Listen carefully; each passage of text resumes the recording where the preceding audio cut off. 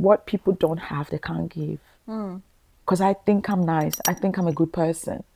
And so in my everyday, whether at the mall, whoever I meet, I'm meant to treat people nicely. And I expect so. You know what? There's some people are not nice like that. Me, I hate witchcraft behavior. In fact, that's the word where you've sat down and you've orchestrated. I hate witchcraft because that's what it is. I hate witchcraft behavior personally. Conflict is bound to occur. Absolutely. But if your parents did not give you the right tools to use, you will ask every relationship that comes your way. Yeah. That's why we have this trend of this girl, she's behaving like this, I cut her off. This girl, I called you twice, you called me back only once. Yes, I caught you.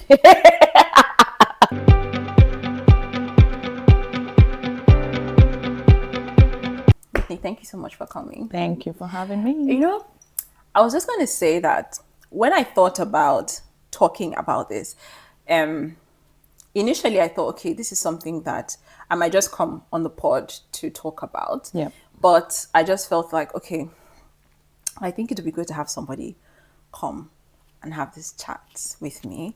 And you were one of the first persons, like the only person that came to mind. And there's a reason for it. Yes, but I think I do know the reason as well. A reason for it, but I'll talk about that in a bit. But anyway, guys, thank you so much.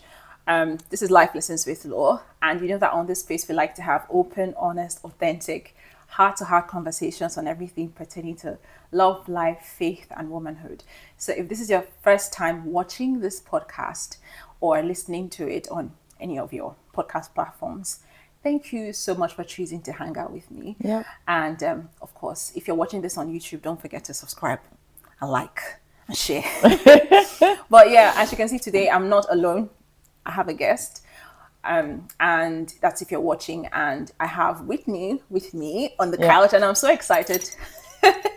I'm so excited to have Whitney here because Whitney is going to join me to talk about something that is very dear to my heart and something that I think that I'm currently in a phase of my life where I'm learning about it.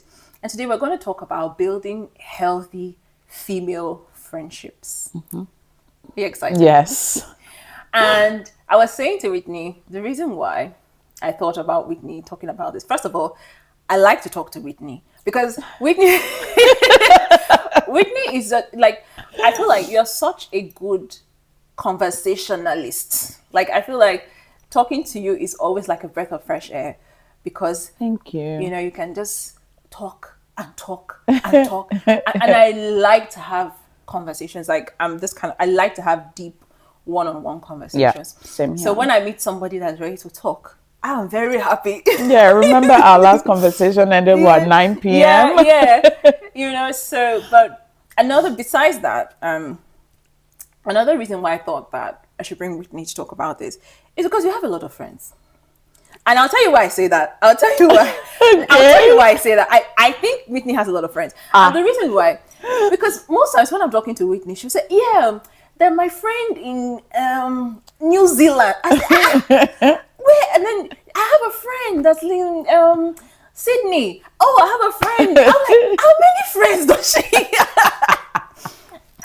I'm like, oh, and then I went to see one of our friends. I'm like, and the reason why that is somewhat surprising to me, you have to understand, is because I'm like the direct opposite. I don't have a lot of friends. Right. So meeting someone that feels like this person has friends everywhere. To me, like, I find it really interesting. Really fascinating. And I love that, you know, I'm not saying, like, I find it really fascinating. And I think it's really beautiful, you know, to be able to keep and nurture friendships, because I feel like every woman needs to have that sisterhood. But talk to me, Whitney, like, why do you think it's important for women, especially, to have that sisterhood? Okay, for me, or in general, I think it's just that, first of all, the society doesn't, I wouldn't say it support female relationship, but in general, we have to fend for ourselves, because if you go to the men's relationship or their pack, they're always in pack. You know, they're very supportive, but over time, or looking at even through these relationships that you think that I have so many, navigating it is not easy. So when I find that genuine person, like I was listening to, was it Mel Robinson, and she was talking about 3 ingredients or things that you need to foster, like especially adult relationship. She was talking about she said proximity, energy, and I've forgotten the first one, but we need, as women, we need to support each other, because already the society is beating us down, and then we're also beating each other down as well. There is not a whole lot of support from sisterhoods to sister. So when I find, it could be just one character trait that I see in someone. The other flaws could come later, but then we'll work on it as we go. Just that one thing that you like. So it starts with that one thing, and it doesn't matter where I meet you. And then another thing that has sort of helped is maybe having kids, because now that I'm a mom, I could easily talk to anyone, and before you know, we're exchanging numbers. So and then also because when we came, my husband and I were just we're like, I wouldn't say social butterflies, but we love to have conversation with people. It doesn't matter where we find ourselves.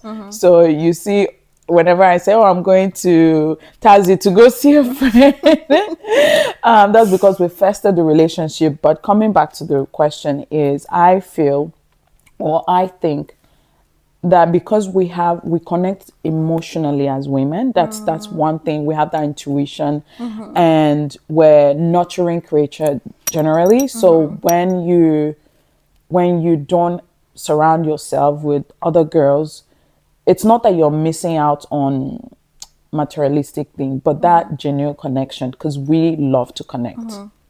That's how we I guess live life, because you need a community, and who else to support you than another fellow woman that knows you know what I mean. So it's really important to have whether one or two, like if you have that girl, you know, that person that you again, people would say, oh, that person that I'm 100% with. Yes. 100% with, but at the same time, you also want that friendship where even if you're not in close proximity, you know that that person is there for you. So that's why I think in all of this relationship I'm having, or whether acquaintances or whatever, I'm still searching or working intentionally to be able to have more women close to me or as friends and do life. That's amazing. And there's just one thing that you said, one word that you said that I think I find particularly interesting, and that's intentionally. Yes. And it just speaks to the fact that there has to be some kind of pursuit, you know, for having these types of friendships, and it's something that you have to intentionally build. And we'll talk about building these types of friendships in a bit, but I just wanted to sit a little bit to talk about the fact that a lot of women are scared. And I'm like, I know that you just said it's important for us to have these emotional connections, to have, because, you know, as a woman, who better understands you than your fellow woman? Right? But one thing that I find with female friendships is that a lot of women are scared to have female friends. And I've heard people say, even on social media, you hear people say things like, me, I would rather, it's women that do women. Me, I would rather have male friends. Because men are very easy, you know, they're very objective. They don't say one thing and mean another thing. I mean, because if you've rolled with women, like, for example, I went to University of Lagos, I was in the hostel. So I have seen women. I've seen women in their I can imagine. You know, I've seen women manifest. You know, I've heard stories. I've seen women be women and do women things. So so for a lot of people, because of their experiences, or maybe because of the things that they've heard, or maybe because of the things that their parents have told them about female friendships, or even Nollywood. Yes. You know, but anyway, Nollywood is like the Nigerian film industry for the people who don't know. So the things that you watch on, you know, in home video. Yes, this now. person snatch this Yes, person husband. yes. This person. And then that will form you. Then You form know- an idea. You just form your personality from those movies. Yeah. And then imagine you come out and then have certain relationship with people, and then one person will just do you exactly like how the movie said, and then you retract. Yeah. You retract. Now with the fear, you said fear. It is true. I'm gonna quote a friend. I went out last night with my girlfriend, and she we were talking about, like, you know, this fear thing of it's not that you're not trusting people, but I will give you back. I mean, I'll sort of ask you a question now. In regards to fear, must every friendship as a woman that you have, must you even always be vulnerable? Must you always expose yourself? Because I think that is where the fear is coming from. That and it's not about whether I like you or not. Someone like me, I think I've learned the Aussie way of, if I see you, I'll just probably download everything from my kids and everything, and like we part ways. But must you always be vulnerable? Because people think that because you and I are close friends, I shouldn't share everything, all of that. Must we? Is that the only way we can connect? That's actually valid. Yeah. Because I think it could also be, I feel like, because women naturally want to emotionally connect, we tend to make that mistake of thinking, oh, I should give out something personal. You know, like maybe for this person to be close to me, maybe I need to tell them something secret deep. Or something deep, so that they can see that I'm also open to the relationship. But I think, to your question, no. Yes. You know, I feel like you don't have to be vulnerable to every woman that you come across, or every friend that you come across. And that vulnerability doesn't have to be what connects you both. Yeah. And then I remember someone saying to me in regards to this part where, oh, if I can't connect to someone like that, or if I can't share my secret with my girlfriend, then that relationship is not deep. I'm like, that's not true. There's a relationship that, for instance, I was saying, what joins me and you is not that we have close friends or mutual friends together. That's not it. One thing that stood out to me about you was your height. I like tall girls. This height that I was begging God to take away from me. So, but making people to love me. So it was the height. And I'm like, and then of course your aura. Now when we got talking, we connected in the sense that, for instance, the banter or the conversations that we're having, yes, it was about relationship, and it was quite deep. I got to hear from you, and you got to hear from me, and I also sort of gave you questions that I was struggling with. You mustn't be that close to me in order for me to ask you questions that I'm struggling with in regards to relationship in general. But another thing is, like, when it comes to personal things, let's say, for instance, our husbands, I think all the men are behaving the same way. So there's nothing secretive about me saying, you know, my husband, whenever he sees my sink very clean, he will still drop the dishes when the dishwasher is there.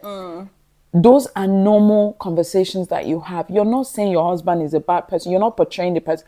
But it is what is happening generally in every home. Or it is what is happening out there. Like, for instance, I'll say, oh, did you, have you been watching this Epstein file, blah, blah, blah. You know, it's everyday topics. It doesn't have to, like, if I go out to dinner with you, I'm like, I'm preparing to tell Loretta this very big secret, or this is the time for me to connect with Loretta one-on-one. No, when we get there, I probably might start talking to you about pasta because I like pasta.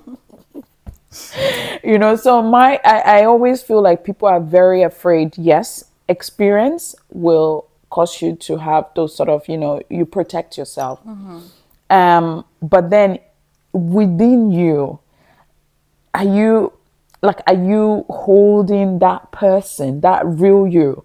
Because this was what I was telling to my girlfriend yesterday. I said, I have had not so great relationship, or people have come and gone in my life, and that's okay. At first I was like, I need to hang on, I need to hang on, but now I'm like, no, that's okay. So whenever I have a bad experience with someone, I'm like, okay, I'm going to change. I'm going to do friendship differently. Or the next person I wouldn't invest. The blah, blah, blah. But then when the time comes, she jumps out. So in doing that, I'm trying to kill my inner person, like that real me, because of experiences that I've had with female relationship. I don't think I'll stop having friends. It won't hold me back, because I've enjoyed great relationship. I'm still enjoying great relationship, and I love that. But fear, yes, from past relationship, and as you've said, from movies that we watch, from our parents saying, you see how me and my sister, what happened between us, learn from this, learn from this, you know what I mean? Yeah. But I think friendship in general, especially with women, is beautiful when it blossoms. I've It is. seen it. Yeah, It's yeah. beautiful. I agree. And yeah, I like what you said about, you know, will I then let the fear stop me from being who I am, or stop me from enjoying? Because the truth is that sometimes in our bid to prevent hurt, we lock ourselves up. Yep. And in locking ourselves up, we don't only lock out the bad, Yep. we also lock They're out the good. great. Yes. You know, and in terms of vulnerability, I do think that we need people in our lives that we can be who We are. we truly are. 100%. I That we agree. can, like my close friend, one of the closest people to me, she has seen me at my best, at my worst, at my highest, at my lowest, and vice versa, right? And I really treasure that, because not everybody gets to see that part of me, Yeah. right? But I think whilst it's important to have someone that sees all sides of us, like even besides our spouse, Yeah. right? I think that also, to your point, it doesn't have to be everybody. No. And No. and I like what you said about when we meet people, there are certain things that we admire about them that makes us want to connect with them. Yes. So understanding, I think where we tend to mix things up is wanting to be vulnerable with everybody. Yes. That is where we kind of mix things up, but you have to understand that different relationships require different things Yes. from you. And require, I always say different relationships require different parts Yes. of you. Of you. Yeah. Some relationships do not have to see certain parts of you, and some relationships, yes, You do. Yeah. can see Yeah. some Yeah. parts of you. Yeah. So I think being able to make that distinction is where we then begin to understand it, and it also helps us manage expectations of those different relationships, and kind of, I think, minimizes that fear. Yeah. Because at the end of the day, people are just afraid of getting hurt. But then again, looking at the downside of letting fear stop you is that, as you said, it robs you of that opportunity to meet beautiful Yes. and amazing friendships Yes. with women that can Alter. change Yes. your life. Absolutely. Now, why I talk about this is I have a friend, like an older friend. She didn't start out as my friend. She started out as my manager. Right. From work. Yes, from work, like many years ago. Wow. Like when I first started in the corporate world, she was my manager. And we created this beautiful, relationship as colleagues, work colleagues. But as time went on, she became this elder sister that I never had. Right. And now, she's one of the closest people to me. And I was just telling my sister the other day that I'm so glad that I met this woman. This woman has been nothing but a blessing to my life. So I think, sometimes, but if I had let that fear of, women, they can be, Ah, they can yeah. be, they can be this, they can be that. Yes. Their body is always this. I could have True. lost out Very, very true. such a beautiful Very relationship true. that has actually changed my life, because that No, woman changed my life, it's good. right? So It's good to yeah, have that. yeah. So I think it's being able to, and I think another thing leading from this fear question is talking about, you mentioned something about your parents telling you, remember what happened Yeah, in that 1990. experience. Yes. How do you think that how do you think upbringing shapes people's perspective of female friendships? Um, it affects every one of us, and for me, it has. I've watched my mom. I've watched my mom with friends. But there was a scenario that happened with my mom and her very good friend in Lagos. And I was thinking, oh, my mom will, get me closer and tell me, me and my friends were not in a great place. So I don't want you going over to her house, or I don't want you doing things for her whenever she call you, blah, blah, blah. No, my mom said, just because I'm having that problem with my girlfriend does not mean that then you take it, because then I was like 16, 17. So I understand that if you're not friends with my mom, or if I'm you not do your something, friend. me too, I'm not, because I'm not I your support my friend. mom. But she said, just because that is happening, that's between us. That shouldn't change how you feel about her, because this is someone that I would call her my second mom. So how do you, in my brain, I'm like, how do I separate myself from this person? Because this is my second mom. So when she told me that, I said okay. But then in my mind, I'm like, please let these people not, let this thing not end it, because they're adults. And again, it's very hard to find that one friend or those friendships that will sustain you throughout. I'm talking about in your 50s, right? So I'm like, is this how everything is now going to crash? This is how it's going to end. And then And be this is friends for like years and years. years. I've known them since six years old. Oh my God. So that was my fear. I'm like, is this how everything will now? But no, it didn't. It worked out later. But when she told me, she said, even if I'm having a confrontation or don't support me, because I have my own biasness as to why I'm acting the way I'm acting. So that changed how I feel. To tomorrow, I'm always like, if you're fighting with somebody, I'm not a middle person. You see that thing where people say, I want to be in the middle because I don't want to be on both sides. No, it's not that you're being a middle person, right? But you point out to who is wrong. If that relationship is worth it, and you know that it's yours, you point it out to who is wrong. If both of them decide that when they come back together and they'll throw you out, you will know that you've done your own thing. But again, expectations. So that shaped me as well. And then another experience was this girl. I remember her name, my very good friend Timbo. It was across where we were just facing each other's house. Of course, Timbo was very, wealthy. Her family was doing well. But this girl singled me out in the classroom, and we became very great friends. Now, there was a day I went to Timbo's house, and I think this was now when we're teenagers. And the mom was sort of telling me, like, she's not around. I said, oh, but I can hear her. And she's like, no, she's not around today. And I turned around, and that was That must have been very painful. a jab to my heart. Because I'm like, if things have changed between me and Timber, she will probably tell me, because she used to tell me everything. But she did tell me that, my mom doesn't really Well, but what was like the you. reason I why? have no idea. Was it because of the disparity in class? I think so. I think so. And I never wanted that to be the thing that I would admit to. But I knew.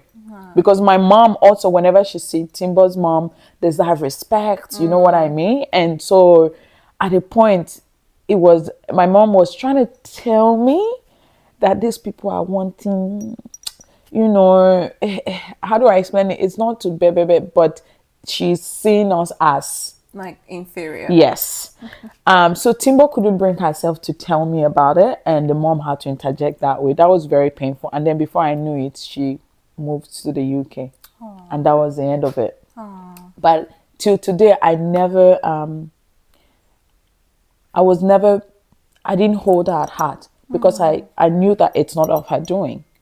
Her parent or her mom stepped in to do that, to react, to cut the relationship, because again, she doesn't know the future as well. But I don't know whether she was protecting. That's not protecting your child, I think because you don't know what that relationship would have festered. You don't know how that would have turned out.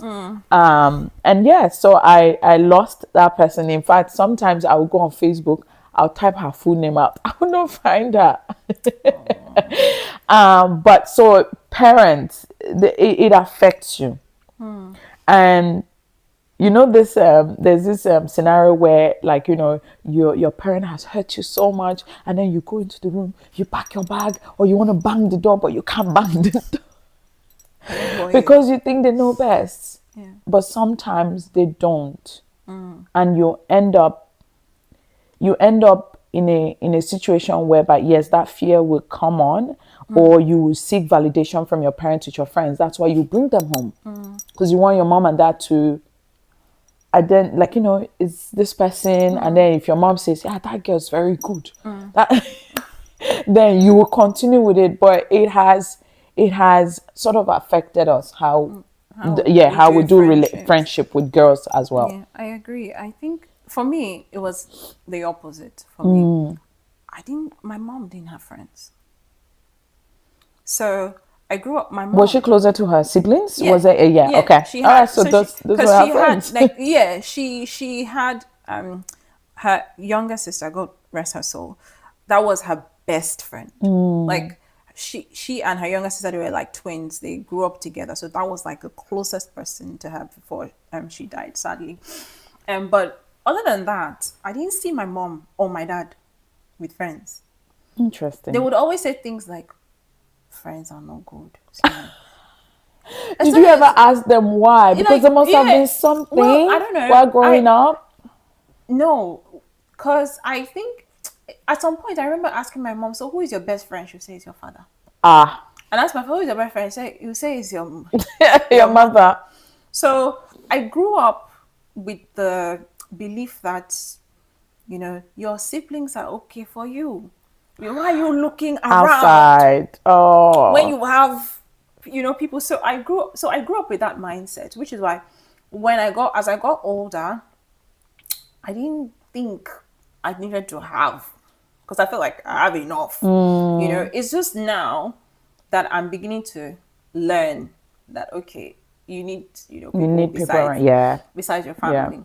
And I also think, and I think for a lot of people, much of as other parts of our lives, much of what we believe and much of how we live our lives is based on how we were raised. 100%. Based on how our parents raised us. Yes. You said something about, when you were talking about the story of your friend, and you were saying that, even the way that her mother approached severing that relationship, it probably also taught her something about relationships, And I also think that what also impacts female friendships and the way that we do female friendships is how parents taught their children conflict resolution. Yes.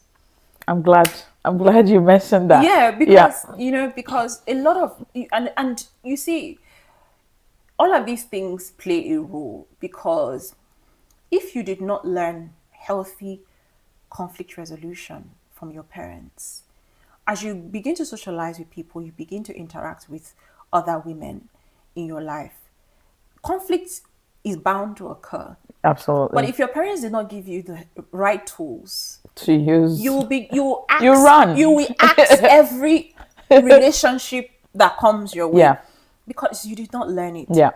Right. So for a lot of women, that's why we have this trend of this girl, she's behaving like this, I cut her off. This girl, I called you twice, you called me back only once. Yes, I cut you. I remember, yes, block a block a block. That's my sister and I use that word a lot. I block you. Yes. I was talking to you. I mean, I was sounding excited. And you were not. Yes. I was sounding excited. You were sounding down. Block. Your energy. Your energy is no. I don't like your aura. Aura. I swear, I don't know what is happening to us in this 2000, this like, 2000 era. It's because a lot of us did not learn healthy conflict resolution. Yep.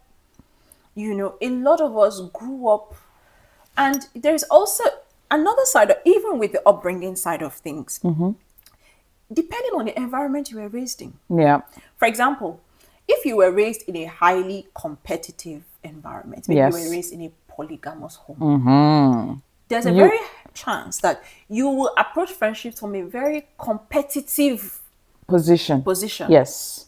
Right? Yes. If you had a mother or a father who was always trying to outdo other people or all their friends, you will grow up thinking that's the right way. It should be. Yeah. And that is how you approach friendships. Yeah. And then when you approach friendships that way, you either surround yourself with people who are always competing with you, or the people who respect themselves will just step back away. Yeah. And you're alone. Yeah. So I think that in building healthy relationships, I think that being able to understand how your upbringing affects how you do life, yes, with women, with people, especially, yeah. It's really critical. But I feel like many people do not take the time to have that self-reflection. You know, even though it's like it plays a critical role. Yes. Talk to me about the cancel culture, because he said something like, I don't know what's wrong with us in these 2000s. Yes. But talk to me about this era of you do me anyhow, I cut you off. Yeah. Talk to me, and like I want us to have like a balanced perspective to things. When is it okay to cut people off, and when is it okay to show grace? It's very tricky. Ooh, okay. For me, grace, I put it in number, and that's 3. Oh, okay. Yeah, that's interesting. Why? Yeah. Because okay, I'm gonna go a little bit biblical, not biblical, but as a believer or as a Christian, grace has been extended to me every day. Every day. It comes from my husband. It comes from people that I interact with, whether at work, on a phone call, all of that. So, and then behind the grace is, it's not that I give an excuse. I'm like, this is not your usual you, but it could be you that I'm just seeing in a different light because of a situation. So I'm like, okay, I don't know where this is coming from. It might be that you're having a bad day. Something else might be happening somewhere. It could be another relationship. But while you're taking it out on me, I would definitely, like, you know, it's not stepping away, but I'll see it, and I'm like, I'm here. I'm still here. Just like my kids. I'm like, I'm still here. But I extend up to 3 times, because I don't believe that just because you've offended me on the first time. Like, what about all the good times we've had? Why should this one memory erase everything else? So I'm like, and it especially even if it's intentional that you're hurting me, I still want to understand. Some people will say, someone is hurting you and you're still there. I still want to understand, because I feel like we've both put time into this relationship. And whether it be a year, 6 months, 10 years, and then all of a sudden is one thing, even if I'm the one who has offended, at least let me know. And then if I then come back again and I did it, but then I feel like I gave an explanation, or you gave an explanation, and even if it doesn't, I'll be like, please, next time don't do it again. it's on the third time that I'll be like, you're really just being very intentional. Like, I'm here, I'm listening now. Yeah, some situation could be worse than others. You know what I mean? Where you're like, okay, no, this person is outrightly coming out for me. And in saying that, you don't do things like keep silent. That is such, oh, that thing vexes me. If I've offended you, you let me know. Now, it could take you 2-3 months. I don't think you should extend it more than that. Don't give me silent treatment in order for me to then figure out what that the I've issue hurt is. you. Yeah. Let me know. And then I will either admit it or even give you the reason why maybe I did what I did. But there's no way that I feel, I've never met someone that has intentionally sat down and put a strategy together to hurt Whitney. I'm not sure, you might be a psychopath if you're doing that. But the culture now is where, I don't know, forgive me people, but I feel like we're overly sensitive. It's not like it. If you put your expectations on the floor like this, you will never be hurt. Yeah. It's not that, yes, because I've known you for 10 years and I expect that you would know me by now. No, even me too. On every day, I'm like, which Whitney is showing up? Yeah. Yeah. So yes, there is great expectation to relationship that you've come a long way. I understand that, but when you start to say, "Oh, I expect this from you," you can express disappointment and say, "Oh, I'm disappointed in the way I'm disappointed, and I just wanted you to let you know." But things like, where I called you how many times. Someone like me, I love to call people rather than message. So if you message me, sorry, it takes me a while to reply. Instead, I want to talk. yeah, I will pick up my call and I'll call. But the thing of like, you've offended me, you knew that was important to me, and now this relationship has dissolved, and I'm like, ooh, I don't know. But I'm finding out that people right now, it's an era of setting boundaries.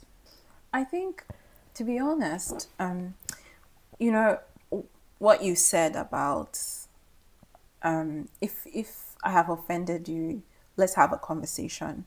Thinking about it, I think it takes it takes a level of maturity to be able to have a conversation with somebody when the person has offended you. Yes, I agree. I think that because, again, tying back to the point about we tend to handle a lot of us did not learn healthy conflict resolution, right? And for so many people, that silent treatment or just expecting you to know that this thing, for so many people, that is the tool, or that is what they have known to use all their lives, being passive aggressive, things like that, or being sarcastic or throwing shade or throwing jabs in the expectation that you'll pick it up, right? I know that for me, I had to learn that when you're upset about something, you have to say it. You have to speak up. But it wasn't something that you knew. That I knew. It wasn't something that, it wasn't in the way that I was raised. It's something that I had to start learning as an adult. Right. So a lot of times I'm the kind of person that I always feel like, oh, because I'm like this, people should treat me like that. Yes. But I have quickly I've learned. been addressed. I have learned. That's yes. Baby girl. Expectations. Bring it out. The fact that you are doing like this for people does not mean that they would reciprocate. You have to teach people how to to treat you. You have to teach people how to respect you. You have to teach people that this thing, I won't take it from you. Girlfriend, another thing is what people don't have, they can't give. So in saying that, and that this has happened to me where, because I think I'm nice, I think I'm a good person. And so in my everyday, whether at the mall, whoever I meet, I'm meant to treat people nicely. Right? And I expect so. You know what? There's some people are not nice like that. Oh Some God. people are not like that. And I said, no. Some of them just don't have it to give. They don't have it in them. They don't have it. And I would say it's a 50-50 here. It's probably also not their fault, as you've said. The background has played a part where they weren't taught. Another thing is reflection. When you sit down, whether relationship or situation, every day, do you sit down and wonder why? Some people don't reflect. God. No, seriously. That thing keeps me grounded. Yeah, but some people don't reflect, Whitney. And I feel like that is another thing that ails our society, and especially in this day and age, particularly with women. A lot of people don't reflect. A lot of people don't want to take accountability. A lot of people don't want to hear the truth. A lot of people don't want to hear that this your behavior is bad. You have a bad character. A lot of people don't want to hear that. A lot of people don't want to hear the truth. They would rather live in an echo chamber. Yeah. You know, people don't want to change. You know, especially as adults, where you have your character is on lockdown. Yes, now. It will take the grace of God and Jesus Christ to undo. Even Jesus is trying his best. You say no. Every day. You say no. I don't want to change. But I feel like I feel at the end of the day, to the point that you made, you can't give what you don't have. Yeah. But I think that in building healthy relationships, as much as it's important for us to give grace, it's important for us, of course. I agree that we have become a lot more sensitive. Yeah. I agree that we have set up walls, to put up too many walls. Yes. In the name of boundaries. Yes. Because we don't want to expand our capacity to show grace. No. Because it actually takes strength to show grace. Yeah. It takes a level of you dying to yourself to show grace. Yes. And doing that, sometimes you have to look stupid. Oh yeah. You know, and a lot of people don't want to seem stupid. Oh yeah. Why should I keep talking to someone that's treated me like this? Why should I still be kind to you? You're not deserving. Oh, I know people have looked at me as dumb. Yeah. But I'm dumb in that situation, because I'm like, it's not every time that I want to appear I know it all. It's not every time I want to appear mature, because maybe it might be that way you meet me there, or I'm able to then help you from that place of acting like that. And the only period at which I will get myself up is when you're like, okay, I'm going to keep her in that space. Like, that's how she is or whatever. And I'm like, or when you're trying to be smart. There's some people that is smart. They're just being very strategic. Yes. Strategic. That is when. Yes, that's when. And then I will always use my husband. I'll be like, babe, this situation. I'm about to reply. What should I say? Because when I am done, when I'm in that phase of the third time and I now want to respond, like my mind just wants to go really blunt. Really blunt. Not in an angry way at all, but just to let you know, like, this is it. Like, you know, there's been this time. I'm going to ask you a question. Do you, what is it to you? Do you prefer honesty or transparency? Are they not the same? Transparency is very detailed. Honesty is you're just being like truthful. Or, okay, let's give a situation where you've introduced me to a friend, and we vibed, right? Now after me, with the friend. Yes, that you introduced me to. No, wait. All three of us were together. We vibed. You know what I mean? Yeah. Then either myself or your friend then steps out and like, hey Whitney, we exchanged numbers. You were there. All of that stuff. Now you're like, hey Whitney, I like the fact that, you know, you were talking about where you get your clothes and blah blah blah blah blah. Wait, Can I take you? Wait, you exchange number with friends. I introduce you Yes, yes. Guys, put it in the comments if that is a problem. Put it in the comments if this is a problem. How can you be switching? I am switching sides. But I'm not switching sides. Put it in the comments. What do you think? Vibing with my friend that is not your friend that you met through me. But wait, so you are gatekeeping now. You're not gatekeeping people.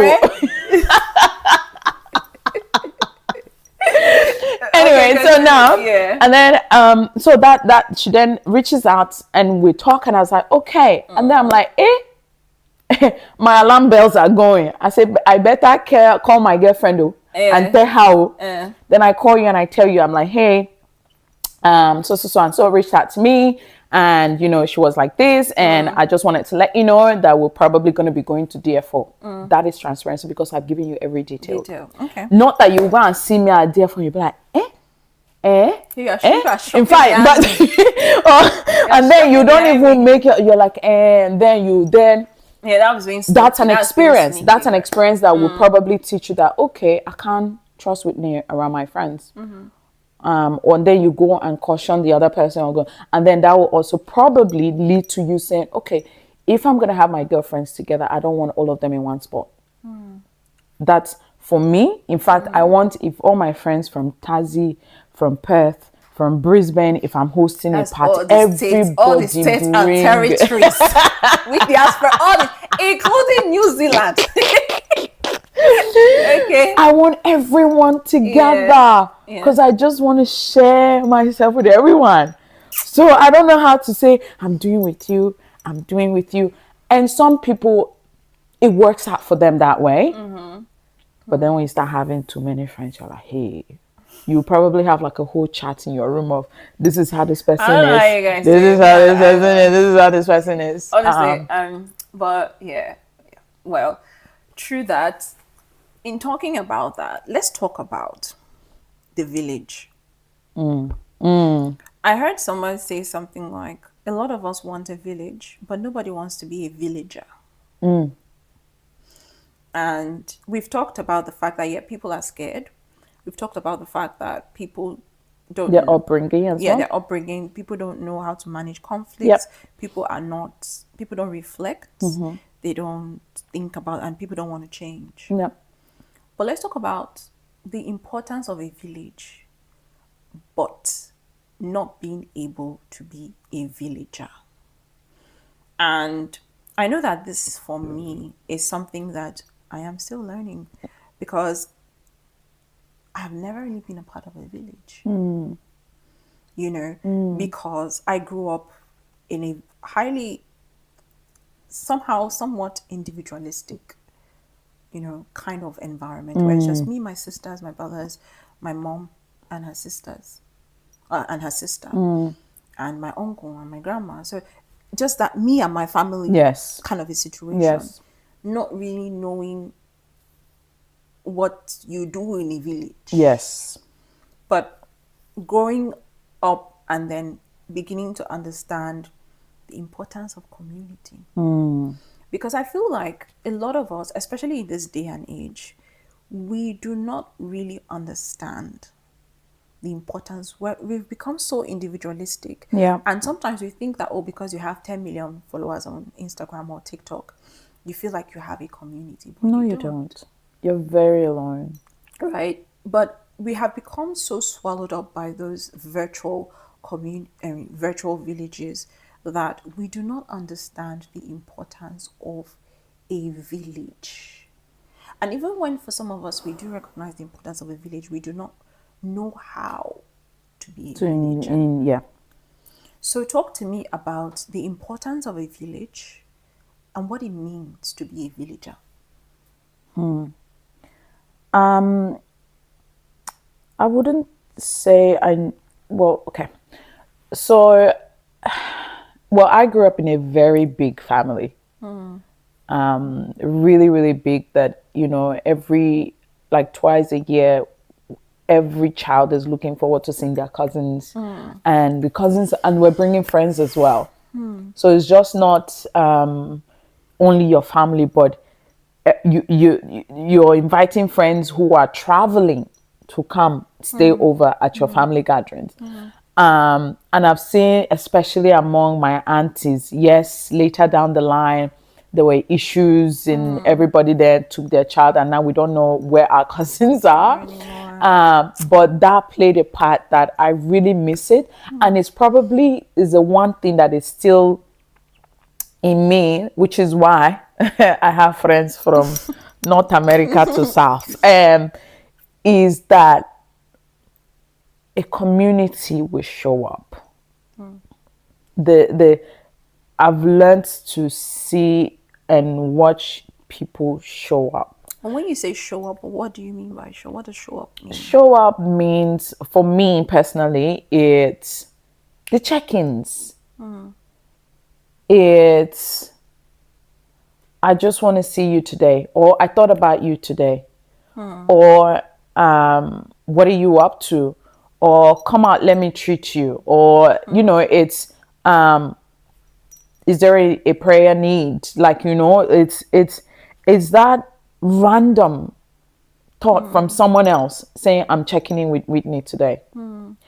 Is that encouragement, like where Whitney has got this skill, but does she know about this beautiful thing that she's got? I'm gonna get her up. I'm going to, even if she does not like it, I will force myself that she sees her potential, she sees this great thing that she has is showing up. It could be like someone like me. I show up to my community in the sense that if I step into your house, excuse me, and you're comfortable with me, excuse me, I'm gonna clean up. Because you may have been tired, or you're just out of it. If I'm in your space and I'm like, okay, I'm gonna get up, do it. Or you call me last minute, girlfriend, please help, blah blah blah. In fact, sometimes I've even sent my husband on my own friend's errands. I have. I'm like, my friend is moving, you and the truck, go. And it's like, okay, he's going, or they've invited us for a birthday party. Take the kids, even though I can't make it. Maybe I'm braiding or something like that. It is, and it's not that you're doing it so that someone else would do it back. No, you're doing it because it could be you. It could be you. So you need plug yourself in. You have to plug yourself in.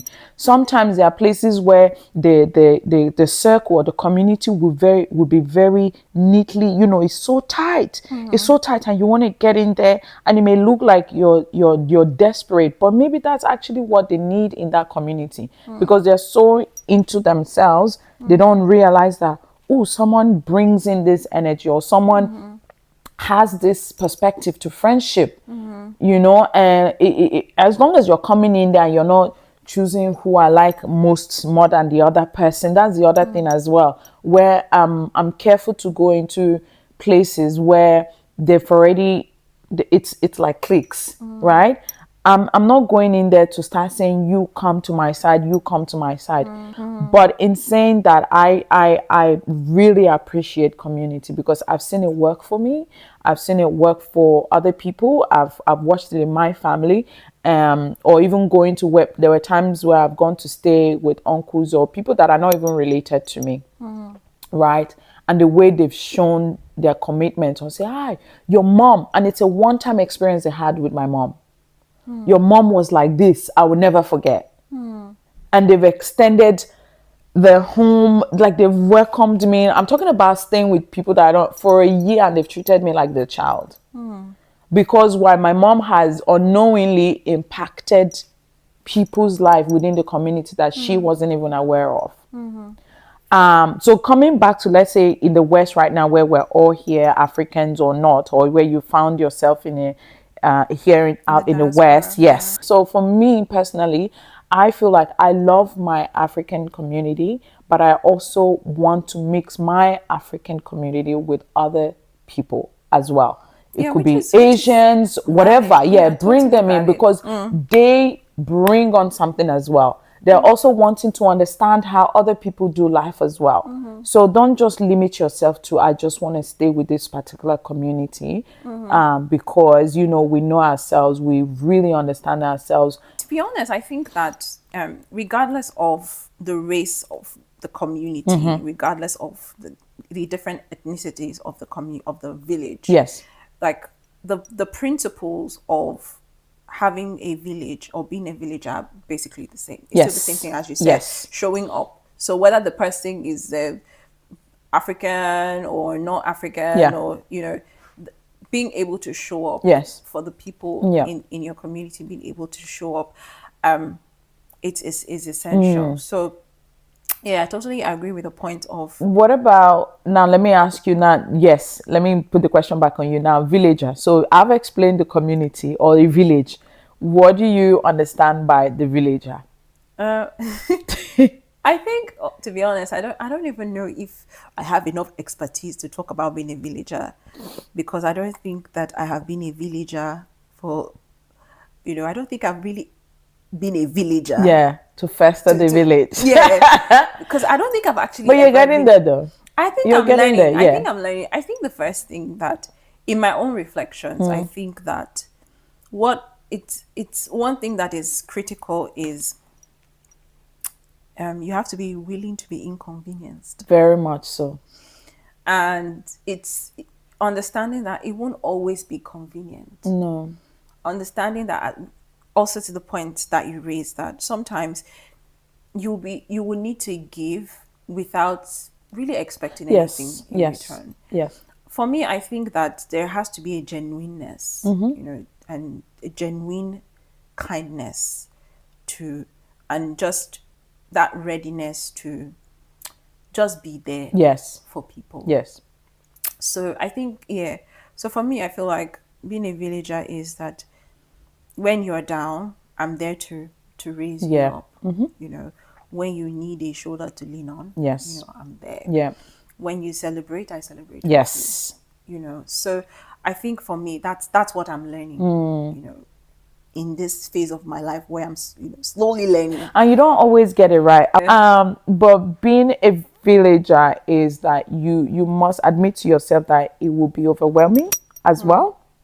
Now, when that is happening, do you then communicate to your village that you also need your cup And filled? you also need them to be. Yeah. I like what you said about needing your own cup filled, because at the end of the day, you can only give what you have. Yeah. And you cannot pour from an empty cup. cup. I think sometimes there's always that tendency to pander to two extremes. So you either go to the extreme of overgiving and not receiving, or you go to the extreme of not giving at all.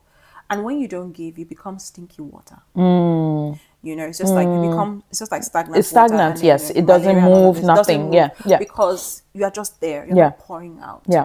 Right. But when you are always pouring out and you're not getting back in, you get spent. And Yes. then you have nothing to give, and Yeah, that's yeah. where people become burnt out, or they become very resentful. Yes. Because they feel like, oh, but I've been done, doing, yes. So I think that there needs to be a culture of reciprocity. I think that people should understand that some people are better givers than others. Yes. And giving is not just in terms of financial No. gifts, Being people there. giving your time, even Yeah. giving there are people that can sit and listen to you for 3 hours, Yes. and just listen to all your talk, listen to it. That is something that they cannot get back. That is their time. Yes. It's gone. A lot of people cannot And do they it. gave that So to there are you, people yeah. that the moment you started, and the other day I was feeling so, they're like, oh, sorry, and then they said, it is where, and they walk away because they don't have the energy to listen. Yeah. So somebody giving you their attention, it's such a gift, right? But I've learned that if you're always giving and you're not receiving, it is a recipe for disaster, right? So being able to also lean on people to be able, and being able to ask for help. Yes. Yes. It's one thing that I've had to learn, because see, when you're the first child, you are so hyper independent yeah. that you feel like, oh, I don't need don't anybody, need- I can yeah. do bad all by myself. But I'm slowly learning that it's okay to ask for help. it's okay to say, I beg you, get food for us. I Yes. can't cook this. Yes. Yes. You know, Yes. it's okay to reach out to people that you know deeply care about you, and to be able to say, I'm just not, today is just not a good day, or I'm upset, or I'm not happy, Yes. or I'm having a down day. Yeah. Yeah. You know, Yeah. I think that is important. I also think that one key part of being a villager is also being able to learn conflict resolution. Yes.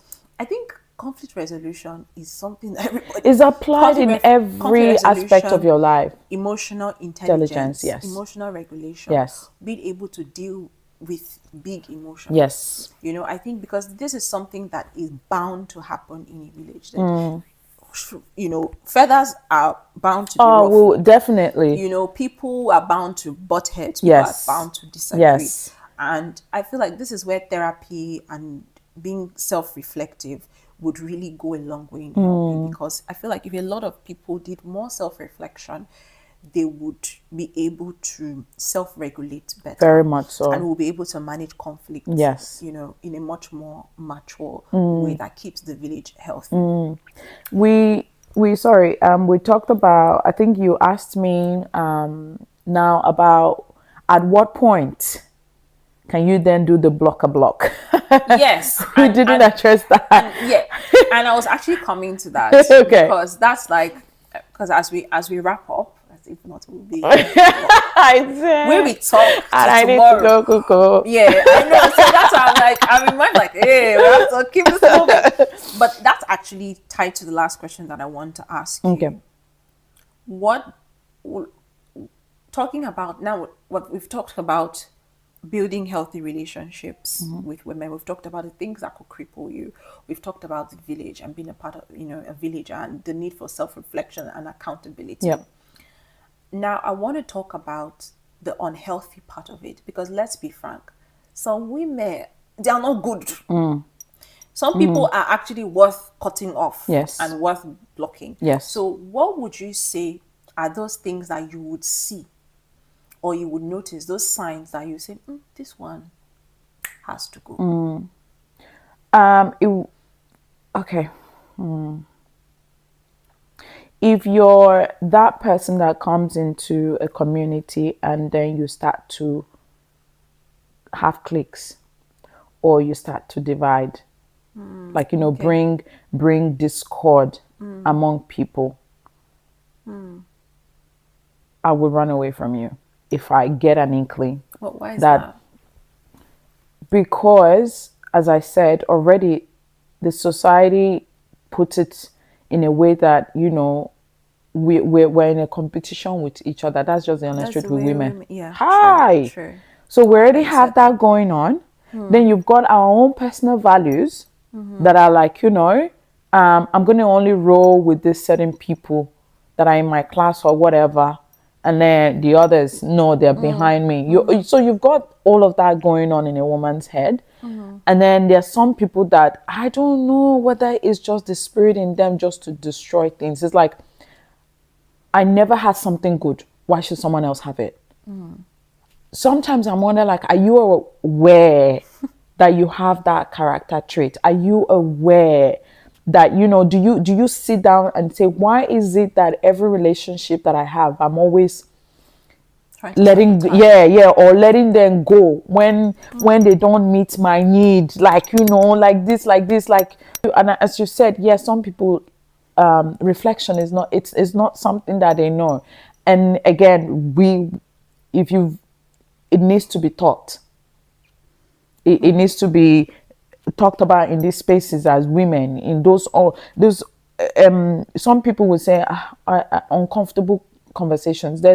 They're hard to have, but in a group setting, throw it out there. What do you feel? What do you think? Now, don't go about because that person has said their opinion, you will now pick from their opinion and say, that person is like this. Yeah. That person is like this. No. Yeah.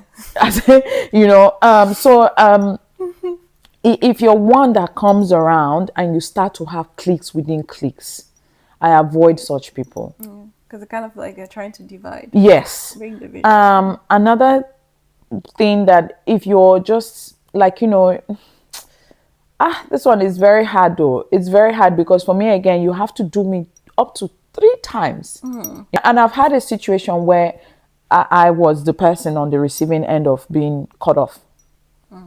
And then when I sat down, I was like, did I not listen? Did I not pay attention? And at one point, to be honest, God, I in my head told me I was the problem. So I'm always like coming to check in with my husband. Did I handle that well? Did I say the right words? And again, my husband had to teach me diplomacy because I used to be raw. So if you know that there is it's things that are done intentionally to you, or there is not sort of an attack on your character, because to be honest, I don't have to explain. I don't want anyone to understand me again. So whichever version of Whitney that you've heard, believe so, because on a normal day maybe I'm not like that, but something has made me like that. So believe it when you hear things about Whitney. So you really must. It's not push my button. People, they say push my button, but you really have to just come on intentional to me and say you really want. Very obvious. Very obvious. The second time I'll be like, did you mean? Was this the sort of thing you wanted to happen? Like, I'll ask you that kind of question. I say, were you coming off this way so that I could get a message? Were you coming off this way so that I can know that, something has happened? Was this your intention? I'll ask you, but if you say, no, that's fine, then yeah. But the third time I'll be like, okay, there is a trend. That's when I'll address it. But I just wouldn't cut someone off immediately just because they've hurt me. But in saying that, I go about friendships or life like an excited child. Yeah, I feel like, I sense that too. So that way, I sense that you have this childlike approach to friendships, which is good. It's great. I think for me, I hate witchcraft behavior. In fact, that's the word where you've sat down and you've orchestrated. I hate witchcraft because that's what it is. I hate witchcraft behavior personally. And by witchcraft behavior, please explain the witchcraft, because I've answered too quickly. So what is the witchcraft behavior? No, like just similar to what you said. Like somebody has sat down to strategically design how they're going to destroy a person or pen their relationship. I don't like it. Or someone that tries to maybe cause division, maybe between you and your spouse or something. I don't like sneaky, just sneaky behavior. Yes. I don't like it. For me, I can't, because I'm a very, what's the word now? I'm quite observant. And yes, I sit, I watch. Yes. So I don't like when somebody is scheming. How can you just stay and you'll be scheming of all the things to do with your life and your time? You're scheming on how to hurt somebody. I don't like it. So for me, that's one. Another thing, I don't like competition. Yes. I cannot, personally, I can't stay in an environment where we are competing. Today you buy this bag, tomorrow you want to buy this person buy this bag. I can't do it. To me, I can't. For me, I feel like the way I do things and the way I do relationships is that we're all growing. Yes. We're all growing. I want you to do great, and as much as possible, I try as much as possible to support you in that, right? Yes. And I learned that from that woman that was telling you that she became my friend. She's like, because she became like such a huge support system to me and kind of like fanned the embers of my dreams and my goals, supported me. She taught me so many things that I know now, even about working in a corporate world. Yeah. Just imagine that woman was competing with me like, oh, these young girls, and I would have not, she probably like the opportunity that she had to mentor me, would not have been there. But now I owe a lot of my success to her. Right. I can never forget her in my life. So beautiful. In my end, Awele, if you're watching this, I love you from the bottom of my heart. Right. So like I cannot forget that woman in my I'm getting teary. I can't forget her. I love her so much. It's Right. wonderful. So because of that, it taught me that you can be a blessing to somebody's life. So I can't like competitive behavior, rivalry, Comparison. I was gonna say competition and comparison are unhealthy now a comparison. norm that It's we're unhealthy seeing.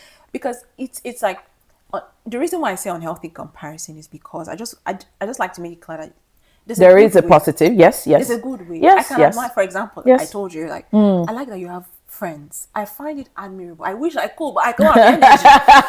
You know, I don't, even the few I have, because I'm this kind of person that I like to have time for my, like the way we're having this conversation. Yes. This is how I like to do it. Yes. If I have 50 of them, You can't. How am I gonna You do divide it? Yes. my energy, I'll just be so down. You're not a cell that you can divide yourself in every. Like, but the few that I have, I nurture. I'm, I'm loyal. I'm Yes. there. Yes. You know, so that is how. But I admire that you do that. I admire your heart. I love your. I feel like you have this childlike approach to life that is just wonderful. And butterfly and flower. And I love it. You know, you just have this aura about you, and I love it. It's a beautiful thing. You know, and I've told you, even the way like you mother your boys, you know, I admire those things. And so for me, you know, there's a difference between admiration and competition. Yes, yes. There's a difference between getting inspiration from how somebody Yes, lives their yes. lives. Like I've told you, like you're very good with like home things, like decors, knowing where to buy things in this Australia. I'm the one.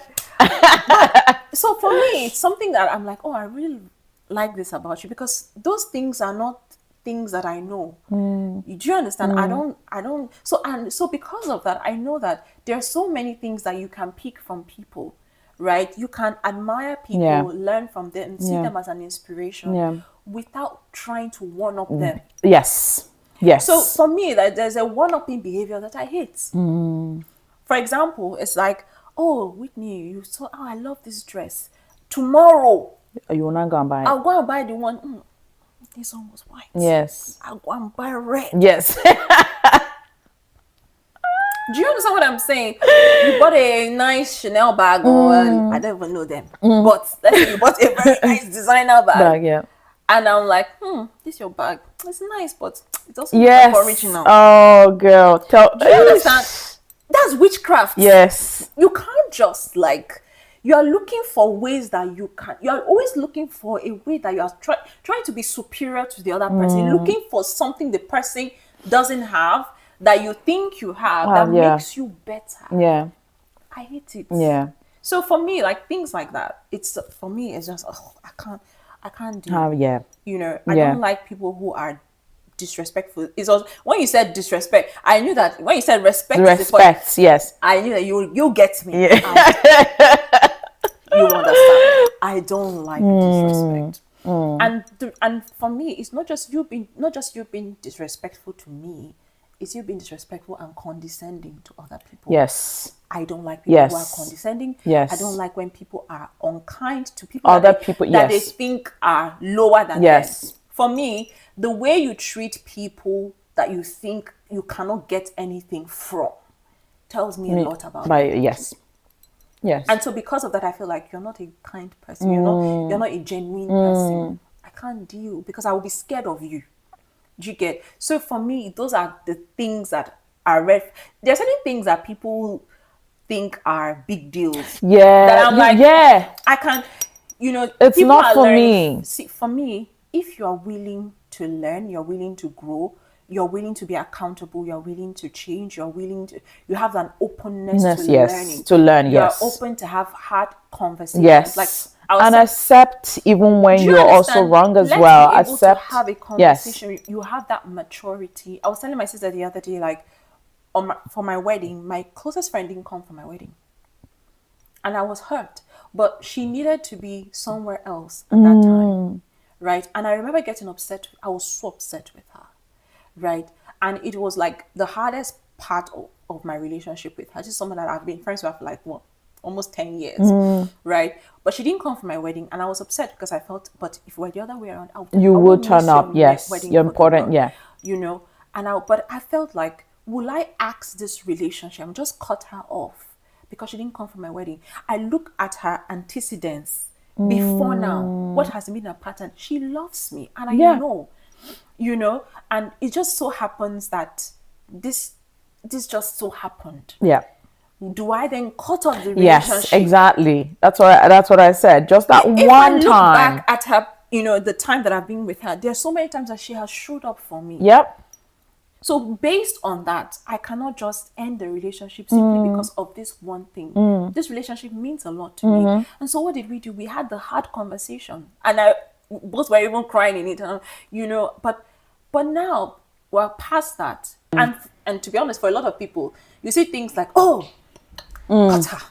You block her. How dare she? Because that was an important day. Because Yes. that's an important day. Why won't she? Why won't she be there? Why won't she come and things like that? But it just so happened that at that time she couldn't. Yeah. Right? Do I now forget everything else that she has done prior to that time, and then just cut her off just because? And now I'm just so glad because she's just one of the people that I just go to when life has just hit me. Hard. Yeah. Even though now, like, she's still far away from me, but we still keep that relationship going because she's like one of the people that just keeps me grounded. Sometimes when my faith is down, she's the one that I'm glad you have reminds me. that. Yeah. Do you get? So I feel like, the things that people think or take seriously, I feel like a lot of times we major on the minor things. We major on the minor things, the things that you should actually be looking at. You close your eyes. Nice. You have a friend that is so rude and so badly behaved and so disrespectful. But because you feel like this person suits your status, you keep them around. You keep them around, right? And then you have someone that the person is not perfect, but this person genuinely loves you, respects you, cares about you. And because the person makes just one mistake, you cut off. You cut off. So I think that, in saying that, I think that it's also important for us to apply wisdom in our relationships with women.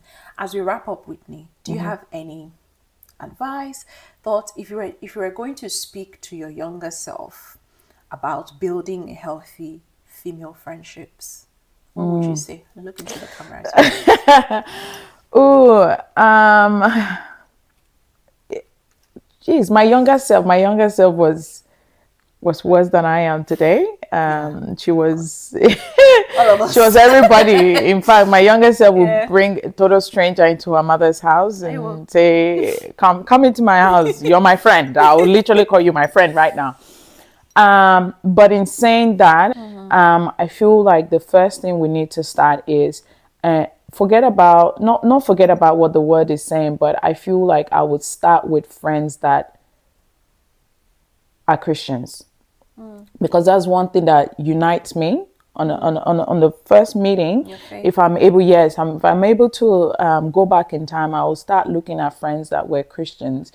I'll look at for people that are just genuinely happy or wanting, whether it's you pass your exam today, in fact, they're celebrating and blowing balloons for you, those kind of people, because they're celebrating. It's not that, oh, you finally did it. Or that sort of, yes. I guess receive people that are rough. They say diamond in when you've just, and it's still rough, because you don't even know that they're that tip on the iceberg that will just come and just make your life baby girl life, that kind of thing. You just don't know what people are coming in to offer. So don't be very quick to say, I prefer this kind of person, I like that kind of person. I like, interact with people normal, and then in there you'll find the diamond within that person. I don't want a relationship where I'm walking on eggshells. Please, this malice thing has to go out the window. If you are someone that doesn't know how to get into conflict, conversations or hard conversations, maybe don't do it when you are hurting. Yeah, maybe take Because some time to. yes, let it. You can equally even tell your girlfriend, I'm very hurt right now and I don't feel like talking right now, and then pray that that person is mature enough to understand and step receive away it. from you, and Yeah. and then come back and say this is what you did. And if the other friend too now says that I truly hurt this person, please apologize and don't be saying I'm so sorry that you feel. It's not that she feel. You're sorry I hurt you in this way. Like, spell it out. We need to accept that people will come and go, Yeah. Yeah. and it's Totally. nothing personal. Yeah. I think. Yeah. Thanks, So Whitney. that, yeah, that's my I little think. itty bitty. Yeah. I think that's totally valid. To your last point about understanding that people come and go, understanding that every friendship has its Yeah. and sometimes a particular friendship runs its course, Yes. and you just allow it, Yep. to run its course. People come into your life for different reasons, and Reason, sometimes yes. God brings people into your life for a particular season to strengthen you in a particular season. Yep. So some friends would stay with you through the course of your lifetime, Yep. and some Will at some not. point would Yeah. fall by the wayside. Yeah. Doesn't make them bad people. I also like what you said about understanding that you can have acquaintances, and I think if there's one thing that I always preach, know the labels that you give to different Yeah. people in your life, because it helps you to manage your expectations. True. Right? Like, even I think respect all people, be kind to all people. Yep. Not for anything else, just for the fact that they're human beings, At just like you. 100%, yeah. So be kind to people, treat them with respect, treat them with dignity, because they are deserving Yeah. of it. And so, but at the same time, understand that different people cannot be all things to you. Yes. All people cannot be all things Yes. to you. Some Yes. people, as Whitney said, are your work colleagues, and there is a context of that relationship. Yep. Some people are just acquaintances. Yep. There's a context for that. And some people are your besties. Yes. So how you manage these different people. True. You know the expectations that you have of these different people. Yeah. But again, I feel for me, it's open yourself up to friendship. Open yourself up to people. Let people come in and love you. Yes. If you're a firstborn child like me, I have to say it, because a lot of firstborn daughters are very closed off. They're just used to doing their own thing and just being by themselves. So I've been in your shoes. It's not cool. It's lonely. It's very lonely. So open yourself up and let people come in. Let people love you. You're also deserving of love. Absolutely. You're probably used to always giving and Yes. giving and giving. But, just let people come in, let people love you, give people grace. As Whitney said, give people grace. As much as you can. As much as you can. You can tolerate, because it doesn't apply to everyone. Yeah. Another thing I was going to say is, for instance, in your relationship, please ask the question, ask the friend, how should I show up for you? Just always ask, because sometimes you think what you're doing, because you're doing all those nice things, that's how they that's what want the you to person show up. wants. No, like today, ask Loretta, how do you want me in this relationship to show up for you? Or what are those? And give me the expectations, and I'll tell you whether I'll meet them or not. And whether you're meeting them there or you've heard it, but you always just have it at the back of the mind, because that's you being very intentional right there by saying that it's not use me. It is that how can I be? What is it that you're lacking or you're wanting from me? Or just always ask, how can I show up for you today? It doesn't have to be when they're in pain. Or you just ask the question while you're checking in. Girl, how can I show up for you today? Or for instance, when last did you do your nails? Okay, let's go. You just, because some people are like, okay, let's go to a park. I just want someone to take me to a park. So just ask how you should show up. Because again, before you know it, complacency will get in there, and you're just very comfortable. Yeah, 100%. Yeah. 100%. I think at the end of the day, bottom line is that you can't give what you don't have. And the quality of your friendships or quality of your female friendships is highly dependent on the quality of the individuals involved. Yes. So you have to also work on yourself, be observant, self-reflect. If you need to go for therapy, go for therapy. If you need to read books, read books. Yeah. Understand how we've talked about how your upbringing also impacts how you do friendships with people. It takes a lot of reflection, an introspection to be able to even know that, your friend, the way your parents related with each other, related with their own friends, or even raised you to relate with friends, impacts how you do friendships, in life. So be willing to do that inner work, because on this podcast, we're all about doing that inner work. You don't just show up and say, oh, this is how I am. Everybody take me how I am. No, you have to be willing to change. You have to be willing to be accountable and do the work that needs to be done, so that you can also show up as a healthy version of yourself, and also attract healthy people in your life. So go and learn conflict resolution. I beg. Go and learn emotional regulation. Go and learn emotional intelligence. But do the things that you need to do so that you can have a healthy village, and you can also contribute as a healthy villager. But anyway, thank you guys so much. If you have listened to this to the very end, thank you. This was such a wholesome conversation. Thank you, girl. If you leave me and Whitney, we can tomorrow. Stay here tomorrow. We can we go to Zamfara and come back. Very true. In this gist, we can continue. So this is just maybe part 1. I'll definitely bring Whitney back. It's always lovely chatting with you, Whitney. Thank you so much, so much for taking the time. No worries. Anytime. Thank you so much. Anyway, guys, please make sure you leave a comment. Let me know if you're watching this on YouTube. Let me know what you thought about this episode.